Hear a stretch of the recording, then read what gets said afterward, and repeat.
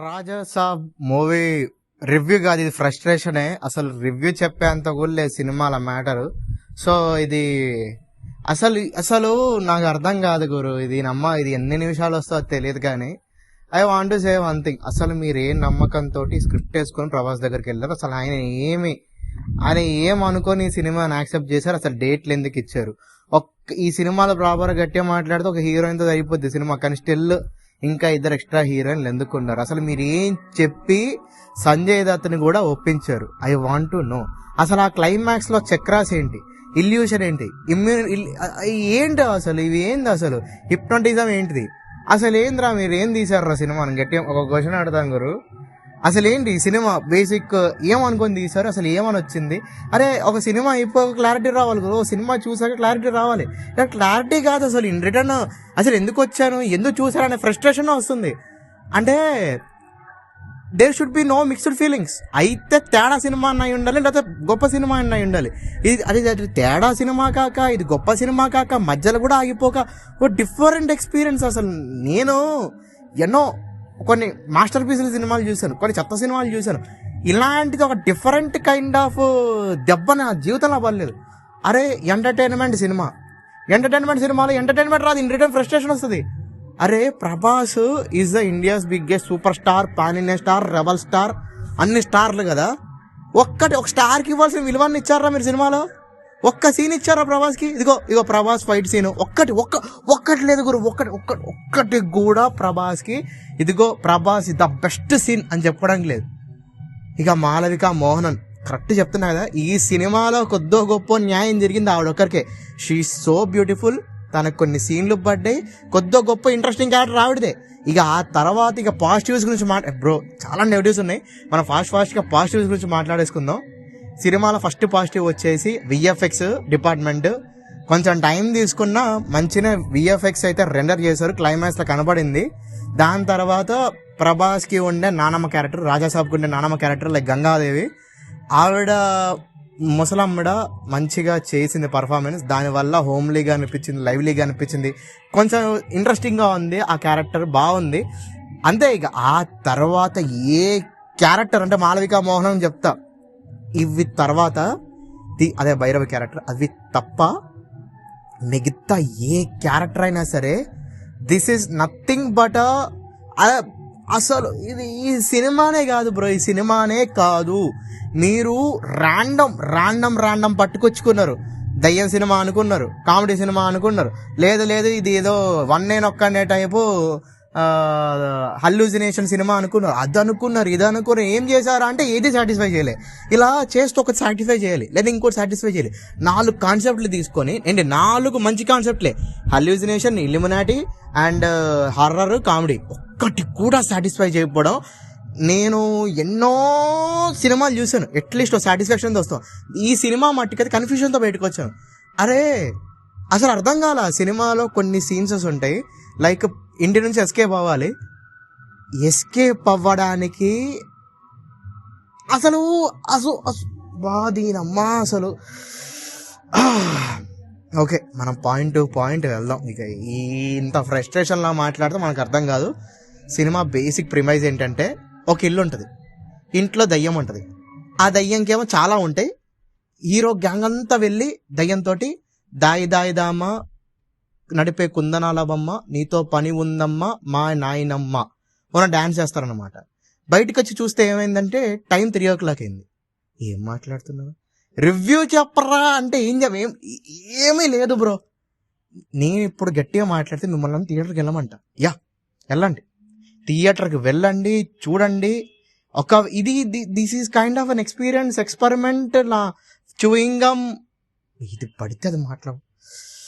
Frustration dumping జవాంగ్.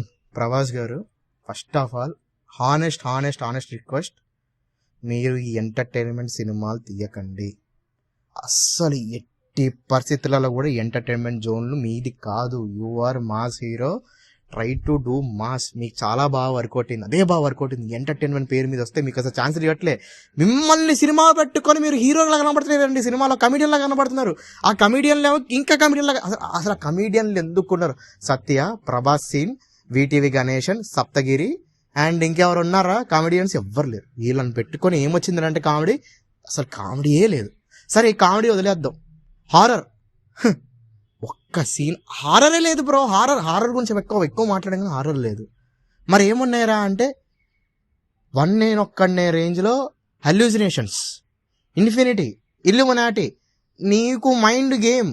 అసలు ఏమనుకోని రాశారు sir climax. ఆ క్లైమాక్స్కి అర్థం ఏంటి? ఆడు చచ్చిపోయాడు. అయిపోయిన వెంటనే రాజాసాబ్ సర్కస్ 1935. ఏంటి పొర్రుందా? అసలు ఏ నమ్మకంతో అదనుకున్నారు మీరు? ఫస్ట్ దీన్ని ఏడవాలి. కానీ నాకు ఇది పెద్ద దోకాలు అనిపిస్తుంది. మీరు ప్రతి ఒక్కరు ట్రైలర్ బాగా కట్ చేస్తున్నారు. థియేటర్కి వచ్చామనుకో ఇలాంటి దోకాల మీరు వేసేది ఏంటి? థియేటర్కి వస్తే ఇలాంటి దోకాలు వేస్తారా మీరు? కొంచెం బుద్ధి ఉందా? And next Nidhi Agarwal as Blessy.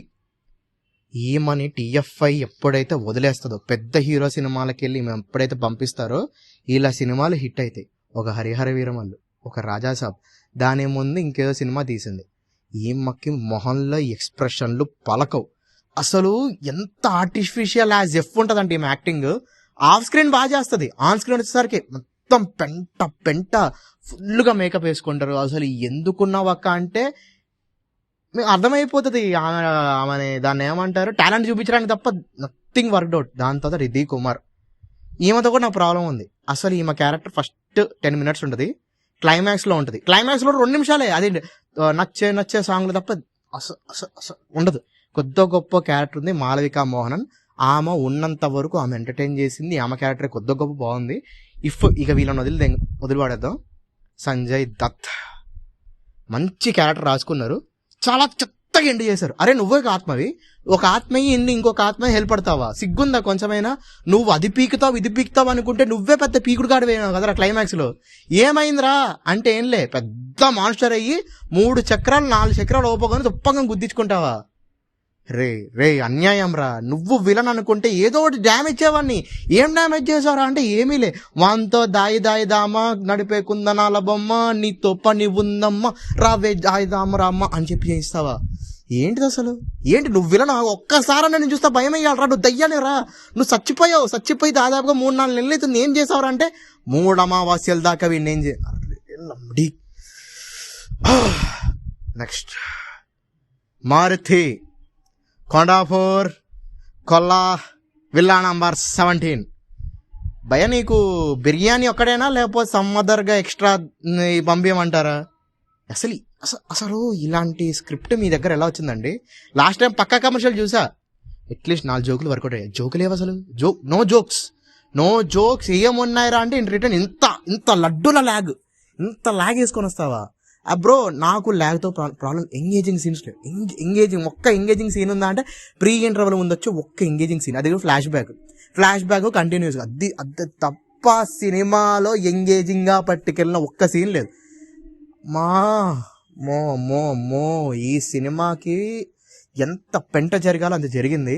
This director Maruti చాలా ఎక్స్పెక్ట్ చేశాను గురు. నువ్వు మంచి సినిమాలు తీసావు, ఒక టైంలో కామెడీ సినిమాలు తీసావు, ఎమోషన్ ఓకే నువ్వు ట్రై చేసావు. నీ జాన్రా కాదు ఎమోషన్, నీ జాన్రా ఏ రోజు కాదు. అది వర్కౌట్ చేసి నీ స్ట్రాంగ్ వదిలిపడేసేవేంటన్నా? Where is comedy? I want comedy. Then టెడ్డీ తమన్ మ్యూజిక్, సాంగ్లు పుట్టావు, అన్ని పెట్టావు. థియేటర్కి వస్తే భయపెట్టాలి గురు. శబ్దంలో బాగా చేసావుగా మ్యూజిక్. దయ్యం సినిమానేగా అంటే అసలు ఈ సినిమాలో బీజియం ఏడుంది? Where is BGM? I want BGM right now. అసలు బీజం ఒక్క సీన్లో కూడా పోయలేదు. అసలు ఎంత అంటే ఈయన చాలా గ్రాంటెడ్గా తీసుకున్నాడు సినిమాలు. ఈ సినిమా అంటే అఖండ 2 కూడా అంతే.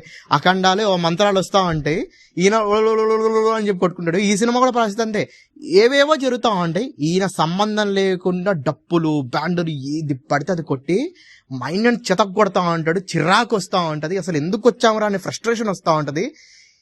అసలు ఈ సినిమాలో స్టోరీ అని చెప్పడానికి కాదు బ్రో, స్టోరీలు ఉంటాయి. ఒక్క స్టోరీగా 4-5 జరుగుతూ ఉంటాయి సినిమాలు. ఒక్కదానికైనా కన్క్లూజన్ ఇచ్చినట్టే ఒక్కదానికి కూడా ఇవ్వలేదు.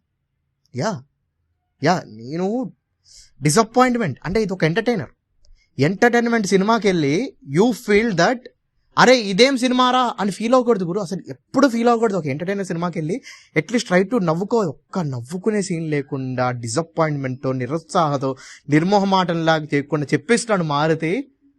ఈ సినిమా అంటున్నా చెప్తున్నా కదా, this film doesn't deserve to be screen at theatres. ఓటీటీకి వచ్చినా సరే లాగులు కొట్టుకుంటూ కూర్చునేవాడిని.